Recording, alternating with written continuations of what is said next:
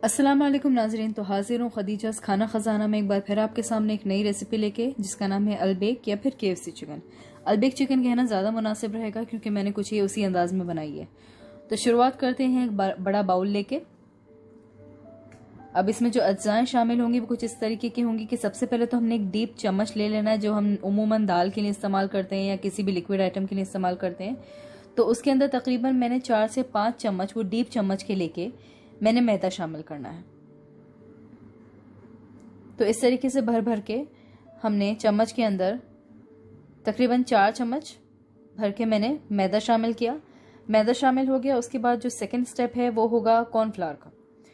तो अब हम 5 चम्मच कॉर्नफ्लावर के डालेंगे। मतलब आपने इस बात का ध्यान रखना है ख़ास तौर पे कि जितना आपने मैदा लेना है उससे आपने 1 गुना बढ़ के आपने कॉर्नफ्लावर का इस्तेमाल करना है। मतलब अगर आपने 4 चम्मच मैदा लिया है तो 5 चम्मच कॉर्नफ्लावर लेने हैं, 5 चम्मच मैदा लिया है तो 6 चम्मच कॉर्नफ्लावर लेने हैं। तो बस इसी किस्म का आपने हिसाब किताब रखना होगा। मतलब मैदा कम रहेगा और कॉर्नफ्लावर थोड़ा ज़्यादा रहेगा। तो इस तरह से 5 चम्मच भर के उसी चम्मच के नाप से मैंने कॉर्नफ्लावर भी शामिल कर दिया। ये हो गए हमारे 5 चम्मच कॉर्नफ्लावर के। उसके बाद अब हम इसमें 2 से 2.5 चम्मच जो है नमक के शामिल करेंगे। नमक बहुत कम भी ना हो, बहुत ज़्यादा भी ना हो, क्योंकि ये जो मसाला, ये जो हम बैटर तैयार कर रहे हैं, ये हम कोटिंग के लिए तैयार कर रहे हैं। तो बहुत ज़्यादा नमक कम भी अच्छा नहीं लगेगा, ज़्यादा भी नहीं अच्छा लगेगा। 2 छोटे चम्मच मैंने इसमें काली मिर्चें पिसी हुई डाली हैं। उसके बाद हमने 1 से 1.5 चम्मच जो है इसमें बेकिंग सोडा के शामिल करने। 1 चम्मच भर के ये मैंने इसमें शामिल कर दिया। उसके बाद थोड़ा आधा चम्मच और लिया, 1.5 चम्मच के मुताबिक से मैंने इसमें बेकिंग सोडा ऐड किया। लाल मिर्चों का पाउडर लेंगे, 2 से 2.5 या 3 चम्मच हम इसमें वो शामिल करेंगे। मैंने 2.5 चम्मच इसमें शामिल कर दिया है। अब स्पैचुला ले लेंगे और फिर स्पैचुला की मदद से हम तमाम मसालों को अच्छी तरीके से मिक्स कर लेंगे। अलबेक चिकन का जो सबसे मेन पार्ट रहता है वो रहता है कोटिंग। तो हमने कोटिंग के लिए ये सारा मसाला जो बैटर तैयार किया है वो किया। अब हम इसे बीच में से जो है आधा हिस्सा कर लेंगे 50-50% और आधा हिस्सा हम दूसरे बोल में शामिल कर लेंगे। मतलब 50% जो है हमने जो इसका बैटर है, पाउडर है, वो एक बाउल में शामिल करना, 50% दूसरे बाउल में रहने देना है। इस तरीके से बीच में से कट मार के मैंने अंदाजे से ये सारा जो है पाउडर दूसरे बाउल में निकाल लेना है।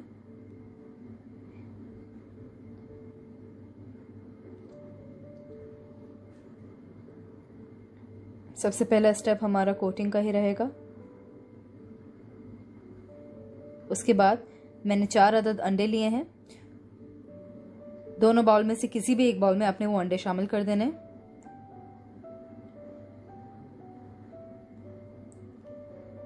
उसके बाद इसके अंदर मैंने अदरक लहसुन का पेस्ट शामिल करना है। 2 चम्मच भर के मैंने इसके अंदर अदरक लहसुन का पेस्ट शामिल कर लिया।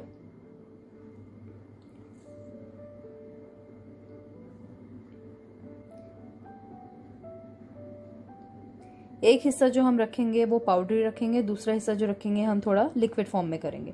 तो ये लिक्विड फॉर्म का बैटर है जो हम तैयार कर रहे हैं। अब हम इसमें पानी शामिल करेंगे इतना कि अच्छी तरीके से बैटर में तब्दील हो जाए। अब इसको अच्छी तरीके से हम मसाले को फेंट लेंगे।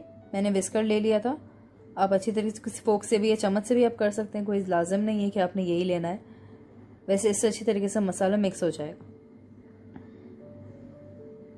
ये हमारा लिक्विड फॉर्म का जो मसाला है ये भी बनकर तैयार हो गया। अब उसके बाद इसी बैटर में हमने जो है चिकन शामिल कर देनी है। मैंने तकरीबन 1 किलो तक की चिकन ली है। बोन वाली ही चिकन ली है क्योंकि नॉर्मली जो रहता है अलबेक चिकन रहे या फिर KFC चिकन रहे उसमें बोन वाली चिकन ही शामिल की जाती है। बोनलेस का वो मज़ा नहीं आता, तो मैंने बोन वाली चिकन ली है। अब हम एक एक करके जितनी भी चिकन है इसमें शामिल कर देंगे।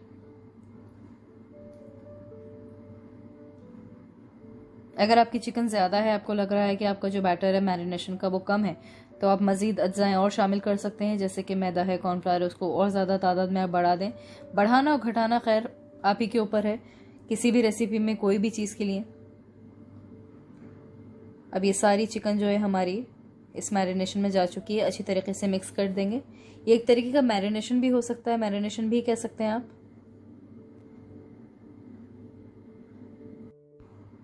अब हम इसको तकरीबन 1 घंटे के लिए मैरिनेट होने के लिए रहने देंगे। बढ़ते हैं दूसरे स्टेप की जानिब, जिसमें हमने बड़े जो साइज़ के आलू आते हैं हमने वो ले लिए हैं। उसको बीच में से कट करने के बाद दोबारा से एक और कट ऐसे लगाएंगे। उसके बाद अब हमने इसे मोटा मोटा कट करना है, बिल्कुल इस तरह से। ये हम फ्रेंच फ्राइज़ के लिए आलू कट कर रहे हैं। नॉर्मली लोग अक्सर करते हैं कि जो घरों में आलू कट करते हैं तो उन्हें काफ़ी पतला पतला कट करते हैं। मैं प्रेफर करती हूँ कि आलूओं को काफ़ी मोटा मोटा कट करें, तभी वो जो है फ्रेंच फ्राइज़ का असल मज़ा देते हैं। इस तरीके से हमने मोटे मोटे शेप में कट करके तमाम आलूओं को एक जैसे अंदाज में कट करके पानी में रखते जाना है, कुछ इस तरह से। आप जितना मोटा आलूओं को रखेंगे उतने ही मज़ेदार दिखेंगे भी और लगेंगे भी टेस्ट में। तो ये तमाम आलूओं को मैंने कट करके नमक वाले पानी में डिप करके रख दिया है। पानी तो हम वैसे इस्तेमाल करते हैं आलूओं को डिप करने के लिए। अगर आप उसमें 1 आध चम्मच या 2 चम्मच अगर नमक के भी ऐड कर दें तो टेस्ट दुबाला हो जाता है फ्रेंच फ्राइज़ का। इसे हम साइड में रख देंगे। बढ़ते हैं तीसरे मरहले की जानिब, जिसमें हमने तैयार करनी है लहसुन की चटनी, जो कि नॉर्मली अल्बेक या KFC के साथ हमें मिलती है। तो हम वो रेडी करेंगे। गार्लिक सॉस जिसे कहते हैं उमूमन। एक पैन में बिना किसी तेल बिना किसी घी के हमने जो है 3 से 4 चम्मच कॉर्नफ्लावर के डालने हैं। मैंने 3 चम्मच भर के ले लिए, जो नॉर्मल हमारे सालन के चम्मच आते हैं। अब उसके अंदर आपने पानी ऐड करना है। याद रखिए कि गैस की फ्लेम को ऑन नहीं करना है, क्योंकि अगर आपने ऑन किया तो काफ़ी जल्दी उसमें क्लॉट्स जो गुठलियाँ कहते हैं हम वो पड़ जाएंगी। तो आपने पहले गैस को ऑफ ही रखना है। उसके बाद आपने अपने हाथों से विस्कर से सबसे पहले पानी को कॉर्नफ्लावर में अच्छे से घुल मिल जाने देना है। बिल्कुल इस तरह की बिल्कुल भी गुठलियाँ ना पड़े, क्लॉट्स ना पड़े, इस तरीके से।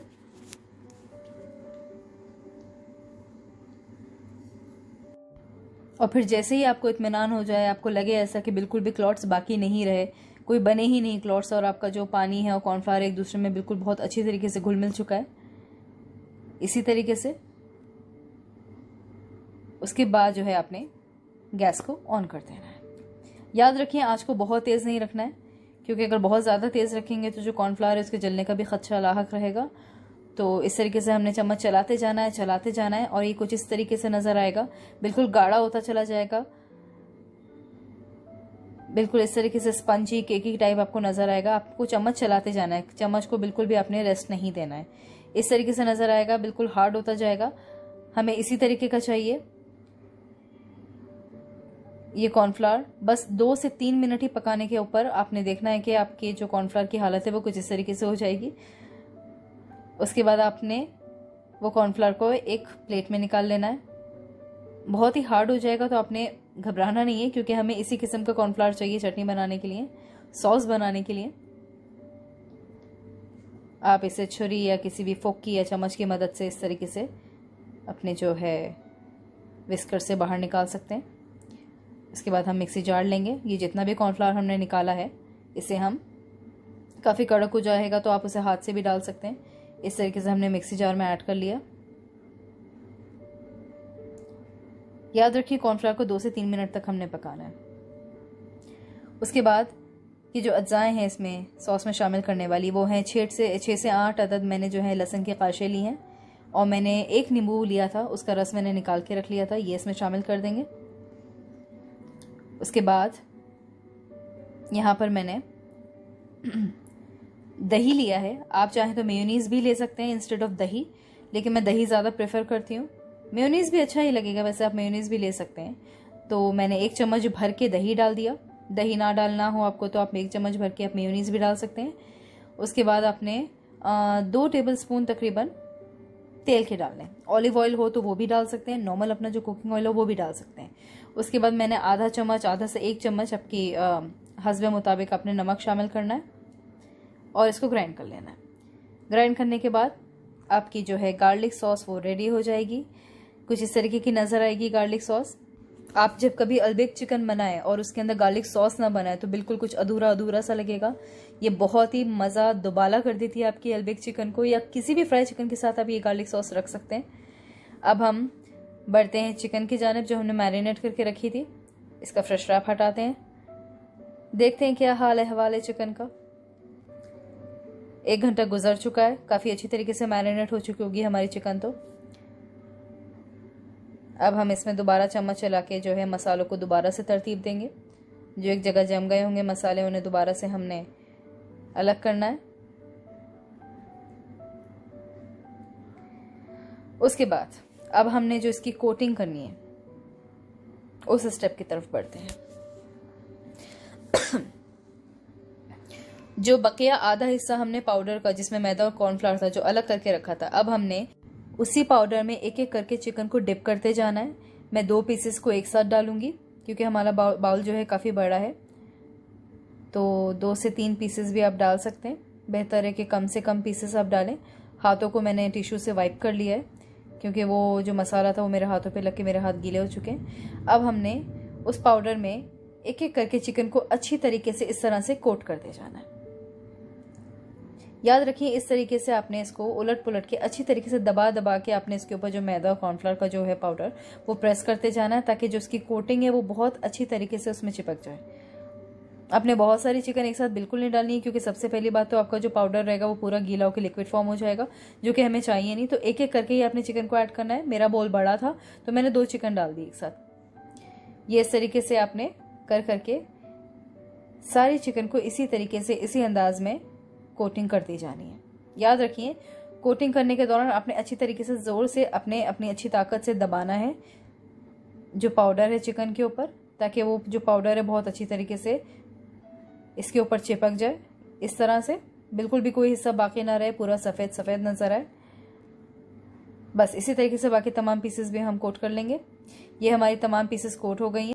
दूसरी ही तरफ मैंने बिल्कुल यख बस्ता पानी लिया है, जिसे दूसरी लैंग्वेज में आप चिल्ड आइस वाटर भी कह सकते हैं। बिल्कुल मैंने ठंडा पानी लिया था, उसके अंदर मैंने 10 से 12 जो है आइस क्यूब्स थे वो शामिल कर दिए। मतलब बिल्कुल ही आपने ठंडा पानी लेना है और एक एक करके तमाम चिकन के पीसेस जो है उसमें डिप करके आपको रखते जाने हैं। और उसके बाद पानी में डिप करने के बाद आपने जो लास्ट कोटिंग करनी है वो करनी है अपना कॉर्नफ्लेक्स की। कॉर्नफ्लेक्स को आपने ग्राइंड कर लेना है नेचुरली, ब्रेड क्रम्स की तरह आपने उसके ऊपर कोटिंग करते जानी है। आप ब्रेड क्रम्स के लिए कुछ भी ले सकते हैं, जो नॉर्मल अपने ब्रेड क्रम्स आते हैं उन्हें जो हम धूप में सुखाकर as a bread crumb use करते हैं आप वो भी ले सकते हैं। टोस्ट को ग्राइंड करके भी ले सकते हैं, कॉर्नफ्लेक्स भी ले सकते हैं। मेरा पर्सनल फेवरेट कॉर्नफ्लेक्स है क्योंकि उसकी जो कोटिंग आती है वो बहुत जबरदस्त आती है। लुक वाइज भी काफी अच्छा येलोइश गोल्डन कलर आता है और टेस्ट वाइज तो आप पूछो ही मत। और आप याद रखें कि जब कभी आप कॉर्नफ्लेक्स की कोटिंग करें तो कॉर्नफ्लेक्स को बिल्कुल भी बारीक नहीं पीसना है, थोड़ा दरदरा मोटा मोटा आपने पीसना है, क्योंकि उसी से आपकी कोटिंग जो है काफी मजेदार दिखेगी और कहीं ना कहीं आपकी अलबेक से मुशाबहत होगी। तो इस तरीके से आहा क्या कोटिंग हुई है हमारी, आप देखिए इस तरीके से बिल्कुल एक क्रंची क्रंची कोटिंग हमने करके तमाम चिकन के पीसेस को एक तरफ रख देना है और अब इसे फ्राई करेंगे।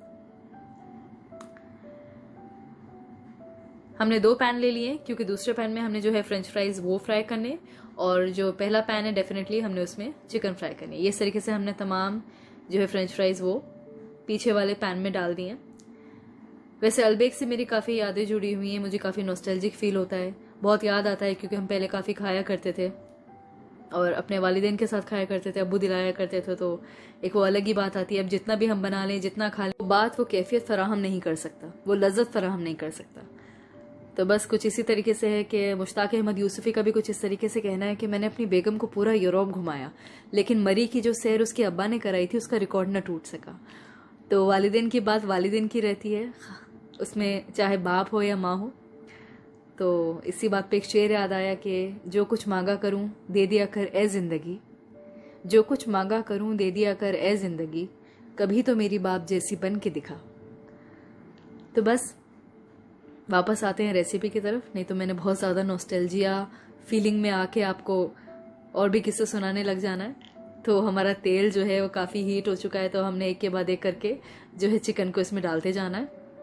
कोटिंग हमारी इतनी अच्छी तरीके से माशाल्लाह हो चुकी है कि जो हमारी जितनी भी कोटिंग है वो बिल्कुल भी गिर नहीं रही है तेल में आके। और याद रखिए कि आपने जो है चिकन के पैन को ओवरक्राउड नहीं करना है, बहुत ज़्यादा भर नहीं देना है, क्योंकि उससे क्या होता है आपकी चिकन जो है कच्ची रह जाती है कहीं ना कहीं से।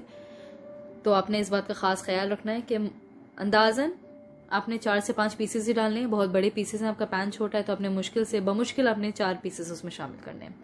मेरा पैन काफ़ी अच्छा खासा चौड़ा है तो मैंने उसमें 5 pieces at a time add कर दिए हैं। इस तरीके से करके शुरुआत में आपने तेल की जो आंच है चूल्हे की जो आंच है आपने उसको तेज़ ही रखना है। उसके बाद आपने इसको थोड़ा मीडियम स्लो करना है। ये हमारी तमाम अलबेक चिकन तलकर तैयार हो चुकी है। बहुत ही ज़बरदस्त कोटिंग आई है माशाल्लाह, कलर भी काफ़ी खूबसूरत आया है। डिश आउट करते हैं। एक बड़ी सी ट्रे मैंने ले ली है। उसके बाद इसको डिश आउट करते हैं। आप कुछ भी पकाएं, ख्याल इस बात का भी रखें कि आपकी क्रॉकरी भी शानदार हो। ज़रूरी नहीं महंगी हो, बहुत आला दर्जे की हो, लेकिन इस तरीके की हो, इस किस्म की हो कि प्रेजेंटेशन में जदीद लगे। तो इस तरीके की कोई भी खूबसूरत सी क्रॉकरी आपकी हो, ट्रे हो, आपने वो लेना है। उसके अंदर जितने भी आपके पीसेस हैं अलबेक के वो आपने निकालते जाना है। जिसके सबसे अहम पीस जो होते हैं वो लेग पीस होते हैं, तो उसे सेंटर में रखना है, लाइमलाइट में रखना है, जिस तरीके से मैं रख रही हूँ। 4 लेग पीस है तो मैंने उन्हें सेंटर आजू बाजू आमने सामने उसको रखा है। और उसके साथ ही जो हमने फ्रेंच फ्राइज तले थे और जो हमने जो हमारी जो लहसन की चटनी थी, लहसन की सॉस थी, हमने वो रेडी की थी, वो भी निकाल ली है। अब उसको आधा मैं दूसरे एक बाउल में निकालूंगी क्योंकि उससे मुझे एक नई डिप तैयार करनी है। आधी मैंने जो है लहसन की सॉस थी वो ली है, आधी जो है मैंने केचप डाल दी है उसमें। अब उसे मिक्स कर लेंगे। हो गई आपकी डिप तैयार। तो ये डिप भी काफ़ी मज़ेदार रहती है। ज़रूरी नहीं आप इसे अलबेक चिकन के साथ ही सर्व करें, आप इसे दूसरे जो हैं फ्राई आइटम्स आप उनके साथ भी सर्व कर सकते हैं। काफ़ी मज़े की डिप रहती है। अब तो आजकल नॉर्मली अलबेक के साथ भी ये डिप मिल रही है। हाँ, अलबेक चिकन हमारी बनकर तैयार है। मैं भी लुत्फ़अंदोज़ होंगी, आप भी लुत्फ़अंदोज़ हों। ज़रूर ट्राई कीजिए मेरी रेसिपी और बताइए कि कैसी बनी, कैसी लगी आपको। क्योंकि ये रेसिपी ऐसी नहीं है कि आप इसे बनाएं तो तही दामा जाएं। आपके हाथ ज़रूर कुछ न कुछ आएगा, कुछ न सही तो तारीफ सही। So do like, share and subscribe my channel. Press the bell icon too. Thank you. Wassalam.